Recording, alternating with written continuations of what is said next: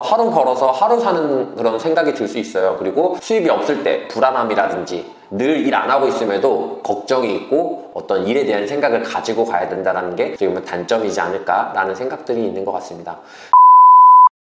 안녕하세요, 정진수 강사입니다. 오늘은 제가 8년차 강사로서 강사라는 직업에 대해서 좀 이야기를 해보려고 합니다.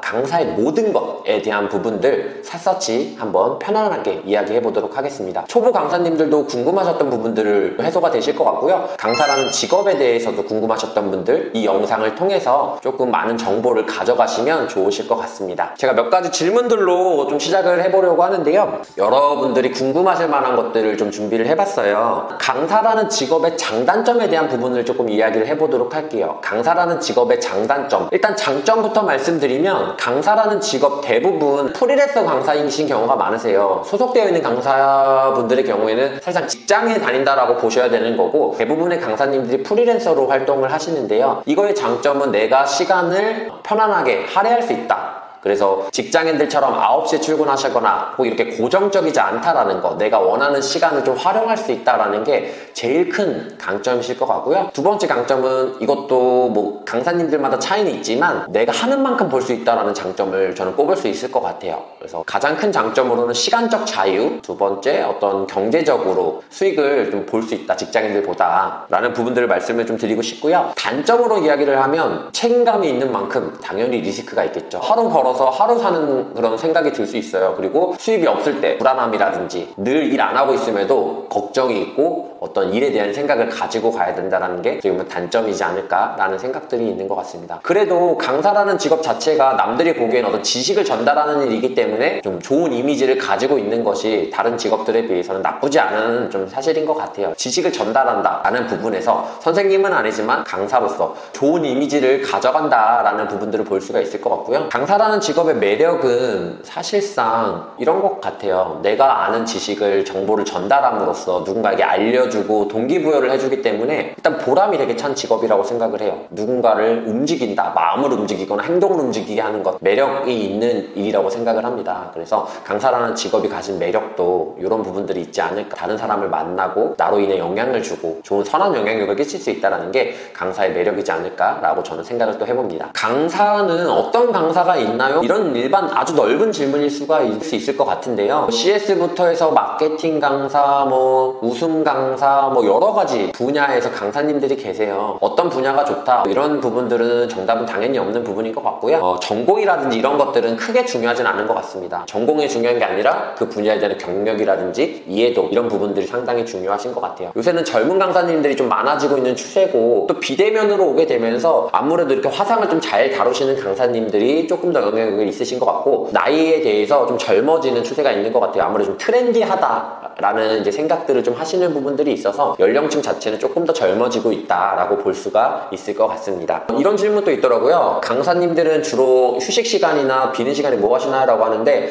제가 아는 뭐 강사님들 등을 좀 기준으로 이야기를 해보면, 첫 번째는 강의 여행을 다니는 경우가 많아요. 익산에 강의를 갔다가 다음날에 익산에서 하루 지내고 오신다라든지, 익산에 있는 맛집을 찾아서 다녀오신다라든지, 그렇게 일정이 전국으로 있다 보니까 여행이랑 가시는 분도 있는 것 같고요. 또는 이제 자기 개발을 되게 많이 하세요. 아무래도 프리랜서이다 보니 자기가 자기 역량을 키우는 것들이 되게 중요하다라고 생각하셔서 자기 개발하시는데 시간을 상당히 많이 쏟는다. 다른 과정을 듣거나 또는 내가 어떤 배운 교육들의 좀 상위 클래스들을 배울 수 있는 곳, 좀 유명한 강사님들에 가서 내가 더 나은 강의를 하기 위해서 교육이나 자기 개발하시는 분들도 많고요. 책 좋아하시는 분도 상당히 많더라고요. 강사님들 중에 보편적으로 그런 부분들을 보면서 자기 개발을 하시는 경우가 많았다라고 볼 수 있을 것 같습니다. 강사료의 기준에 대해서 알려주세요 라는 질문도 있었는데요. 강사료의 기준 참 애매할 수 있어요. 뭐 나 시간당 100만원 강사야, 시간당 200만원 강사야, 시간당 10만원 강사야 라고 할 수가 있는데요. 일단 몸값이라는 게 되게 애매해요. 저도 마찬가지인데 1시간에 200만원을 받을 때도 있었고요, 1시간에 100만원을 받을 때도 있었고요, 어떨 땐 1시간에 10만원 받는 경우도 있어요. 그럼 왜 이렇게 갭차가 있느냐라고 했을 때 이런 거예요. 제가 만약에 어떤 지자체의 일을 돕고 싶은데 여기는 강사 기준이 정해져 있다라는 거죠. 큰 행사예요. 서울시에서 하는 어떤 뭐 큰 행사인데 강사료는 적어요. 왜? 서울시 어떤 뭐 기준, 그 금액에 맞춰야 되는 경우가 있거든요. 그럴 때 말고는 대부분은 이제 강사료라고 하는 건 기업 기준으로 이야기를 하는 경우가 많은데요. 왜냐면 이제 내가 부르는 거에 대한 어떤 강사료가 어떻게 돼서라고 이제 질문을 받고 제가 대답을 하는 그런 케이스이기 때문에 그럴 때 이제 기준인데, 기준은 어떻게 잡느냐라고 했을 때 결국엔 내가 잡는 거예요. 근데 이렇게 생각하시면 돼요. 내가 받는 맥스가 사실상 강사료가 아니다. 내가 받는 미니멈이 어떻게 보면 강사료라고 보셔야 돼요. 내가 10만원 강의도 받고 100만원 강의도 받는데 나는 100만원짜리 강사료가 아니라 사실상 10만원의 강의를 하고 있습니다 라고 하는 게 맞는 건데, 사실상 우리가 마케팅의 관점에서 크게 이야기하는 경우가 많은데요. 이게 정해지는 기준이 있어요. 결론적으로 기준이 뭐냐면, 내가 10만원짜리를 계속 받고 있었는데 20만원짜리가 자꾸 들어오는 거예요. 10만원 이미 다 받아놨잖아요. 이게 먼저거든요. 우선순위로 잡아놓는 강의가 항상 먼저예요. 그럼 20만원짜리 자꾸 놓치잖아요. 그럼 어떻게 될까요? 10만원짜리가 들어와도 받지 않겠죠. 그럼 이제 내가 20만원짜리로 채워지는 거겠죠. 그래서 내가 이걸 잡음으로써 이 강의를 이룰 수 있다는 기회비용이 됐을 때 이제 내 강사료는 요 정도다 라고 이야기할 수 있는 것 같아요. 제가 30만원 이하로는 받지 말아야지 라는 기준을 정했어요. 예를 들면 그러면 30만원에 제가 이제 몸값인 거죠. 30만원도 있고 300만원도 받을 수 있다면 300만원이 몸값이면 30만원이 기준이 될 수 있다 라고 보시는 게 보편적일 것 같습니다. 뭐 정답이 있는 영역은 아니고 제가 생각하기에는 그렇게 잡는 게 맞지 않을까라고 생각하는 부분이 있어요. 몸값을 올릴 수 있는 기준이 뭐가 있을까요? 라는 질문이 있는데, 몸값을 올리는 방법에는 책을 쓰시는 방법도 있을 것 같고요. 두 번째는 내가 SNS나 통해서 섭외를 자꾸 들어올 수 있게끔 네트워킹이라든지 온라인 홍보를 해주셔야 자꾸 강의가 많이 들어오니까 내가 아까 말한 선택과 집중, 또 그리고 요 기회비용 때문에 더 비싼 걸 받아야겠다라고 하면서 몸값이 올라가게 되겠죠.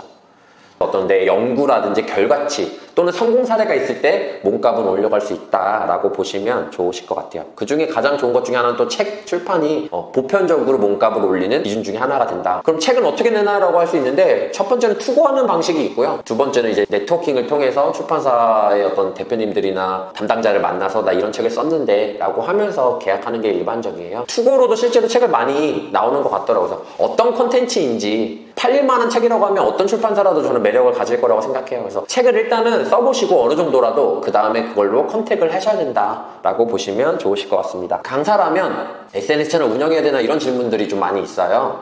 네, 운영하셔야 된다고 봐요. 강사는 1인 기업이에요. 그래서 뭐 세무도 해결해야 되고 강의안도 만들어야 되고 운전도 해야 되고 강의도 해야 되고 영업도 해야 되고 네트워킹도 해야 되죠. 여러 가지를 하셔야 되기 때문에 SNS라는 홍보, 영업, 마케팅이라는 영역에서 꼭 해주셨으면 좋겠다. 저는 그래서 인스타그램 같은 게 삶이라고 해요. 올리기도 어렵지 않고, 근데 뭐 블로그 정도까지는 해주셔야 된다. 나를 홍보하고 PR할 수 있는 채널, 홈페이지는 요새 이렇게 운영하기도 어렵고 잘 보지도 않기 때문에 블로그 정도까지는 운영하셨으면 좋겠고, SNS는 좀 필수적으로 해주셨으면 좋겠다. 내가 안 하는 게 중에 다른 사람들이 많이 하고 있고 여기서 또 섭외가 들어오고 있기 때문에 현실적으로 여러분들도 그런 준비를 해주시는 게 좋지 않을까라고 제가 이야기 드려봅니다. 제가 8년 동안 강의를 하면서 드는 생각은 강사님들끼리는 잘 어울리지를 않아요. 잘 어울리지 않는 좀 성격이 있었고 좀 프라이드가 강한 편이에요. 강사라는 직업 자체가 직업병도 있죠. 누군가를 가르치니까 저도 평상시 누굴 만나면 뭔가 자꾸 가르치려고 하고 열심히 살아야 된다는 그런 동기부여를 시키려는 성향을 가지고 있어요. 아무래도 계속 그렇게 강의를 하다 보니까 일상에서도 그런 부분들이 있더라고요. 직업병이라는 부분들이 좀 있는 것 같고, 강사님들끼리 이렇게 어울리지를 잘 않다 보니까 강사님들이 좀 외로워하는 경우가 많아요. 그래서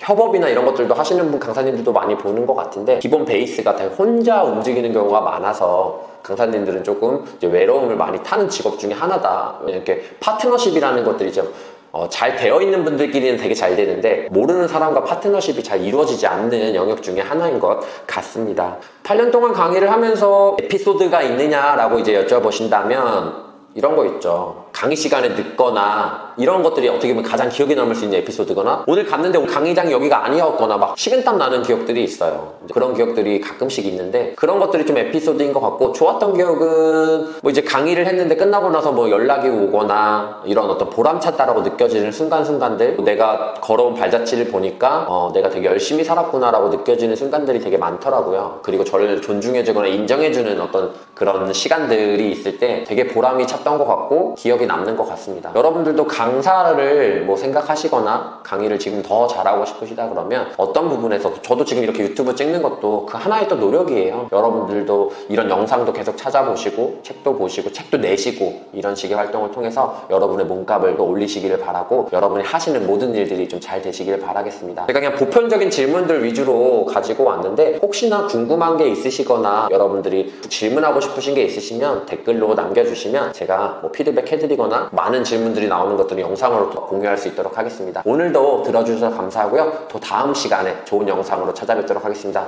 또 봐요.